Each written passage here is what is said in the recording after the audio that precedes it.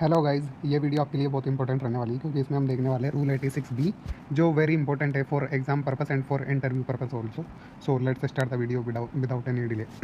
Rule 86 B, आपको ये rule number के बी याद रखना है। तो रूल 86 बी क्या कहता है? Restriction on ITC utilization in electronic credit ledger. तो ये एक नोटिफिकेशन आया था सीबीडीटी का, सीबीआईसी का। तो ये आया था 1 जनवरी 2021 में। तो जब से ये एप्लीकेबल हुआ है, तो इससे पहले कि हम ये देखें रूल 86 बी क्या है, उससे पहले हम देखते हैं कि ये नोटिफिकेशन आने से पहले क्या था, क्या होता था। तो इससे पहले होता था कि जो भी इनपुट टैक्स क्रेडिट है, वो जो भी मैनर है उसका, कि आईजीएसटी का, IGST, CGST, SGST and what ever it is, तो वो पूरी आईटीसी जो है वो बैलेंस यूटिलाइज कर सकते हैं अपना आउटपुट टैक्स लाइबिलिटी के पेमेंट के लिए। जितना भी से अगर आपकी आउटपुट टैक्स लाइबिलिटी 100 है एंड आपके पास आईटीसी है 120 रुपीज़ की, तो आप पूरा जो आउटपुट टैक्स लाइबिलिटी है वो सेटअप कर सकते हैं। तो आपको कैसे नहीं पे करना पड़ेगा, ये पहले रूल था। लेकिन अब रूल 86 आने के बाद क्या हो गया है कि इसमें एक लिमिट ला दी गई है कि जो आपका से आउटपुट टैक्स लाइबिलिटी है 100, तो इसमें एक लिमिट लगा दी गई है कि आपकी जो आईटीसी से पेमेंट होगा आउटपुट टैक्स लाइबिलिटी का जो सेटअप होगा वो पूरा 100% नहीं होगा। तो इसमें देखते क्या बोलते हैं। Rule 86 B limit the use of input tax credit available in electronic credit ledger for discharge the output tax liability. This rule has an overriding impact on all over other CGST rules. ये बहुत important है कि अगर CGST rule में कहीं और कुछ भी लिखा हुआ हो, लेकिन रूल 86 बी ओवरराइड करता है उन सबको, यानी कि उनमें कुछ भी लिखा हुआ हो, रूल 86 बी ही चलेगा। आगे बढ़ते हैं। एप्लीकेबिलिटी क्या है इसकी? This rule is applicable to registered person having taxable supply of value other than exempt supply and zero rated supply in a month which is more than 50 lakhs। This limit has to be check every month before filing each return. तो ये किसको applicable होता है कि अगर आपकी एक particular month में 50 लाख से ज़्यादा सेल हो रही है other than exempt supply and zero rate supply, तो आपको ये रूल एप्लीकेबल होता है। एग्जाम सप्लाई क्या होता है कि जिसमें आपको पेमेंट नहीं करना पड़ता, जो एग्जाम कर रखा है for payment of GST. And zero rate supply क्या होता है? Supply to SEZ and export को जीरो रेट सप्लाई कहा जाता है। इन दोनों को छोड़ के अगर आपकी सप्लाई जो है total in a month 50 lakh से ज़्यादा है, तो आपको ये रूल एप्लीकेबल हो जाता है। सो आगे देखते हैं restriction imposed.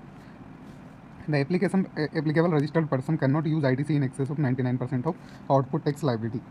In simple words, more than 99% of the output tax liability cannot be discharged by using input tax credit. तो ये क्या कहना चाहते हैं कि से आपकी आउटपुट टैक्स लाइबिलिटी है 100 रुपीज़ की, सॉरी। तो ये रूल आने के बाद आप जो पहले आप टोटल पेमेंट, अगर आपके पास आईटीसी बैलेंस अवेलेबल है तो टोटल आप सेटअप कर सकते थे, लेकिन अब वैसा नहीं है। अगर आपका 50 लाख से ज़्यादा सेल है तो आप 99% ही आईटीसी यूटिलाइज कर सकते हो। इवन दो आपके पास आईटीसी अवेलेबल है तो भी आप पूरा यूटिलाइज नहीं कर पाओगे, आपको 1% तो केस में पे करना ही पड़ेगा। ये रूल ये कहता है। बट इसके कुछ एक्सेप्शन है जो हम देखते हैं कि क्या इसके एक्सेप्शन है। Exception to this rule. So पहला एक्सेप्शन है, if the person mentioned below has paid more than 1 lakh as a income tax under income tax act. जो पर्सन मेंशन किए हुए, अगर इनमें से किसी ने 1 लाख से ज़्यादा इनकम टैक्स पे किया होगा तो ये रूल एप्लीकेबल नहीं होगा, वो पूरी आईटीसी यूज़ कर सकते हैं for the payment of output tax liability. The registered person, जिसका जीएसटी का रजिस्ट्रेशन है उसका। प्रोप्राइटर करता, managing director of the registered person, any of the partner, whole time director और any other person is the case में भी। अगर इनमें किसी ने भी 1 लाख या उससे ज़्यादा इनकम टैक्स भरा हुआ होगा तो उनको ये रूल एप्लीकेबल नहीं होता। If the registered person under concern has receive a refund of amount greater than ₹1 lakh in the preceding financial year on account of export under LUT और due to inverted tax structure.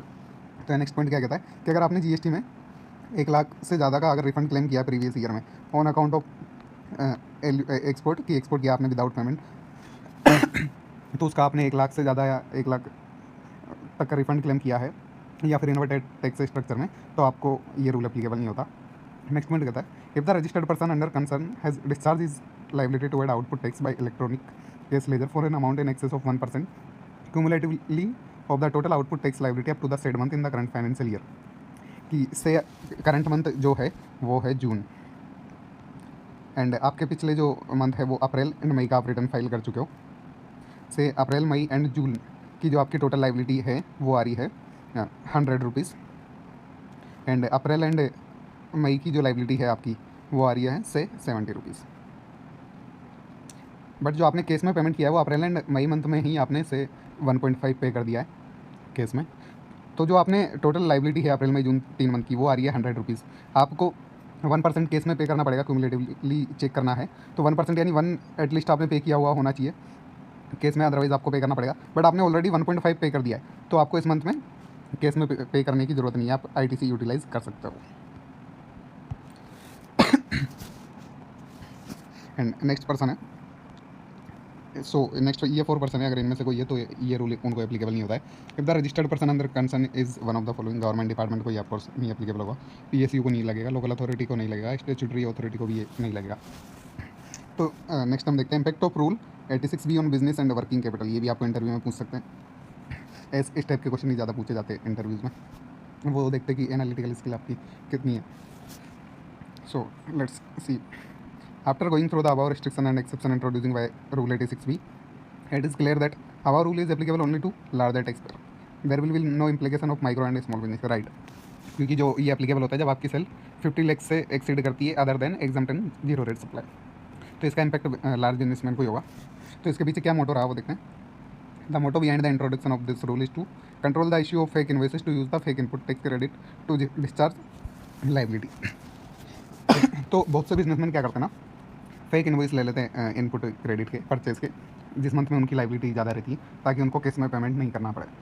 तो ये उन सबको रोकने के लिए ये किया है कि आपको एटलीस्ट 1% तो पे करना ही पड़ेगा, चाहे आपके पास ITC हो या नहीं हो। CBIC has further clarified that 1% to be calculated on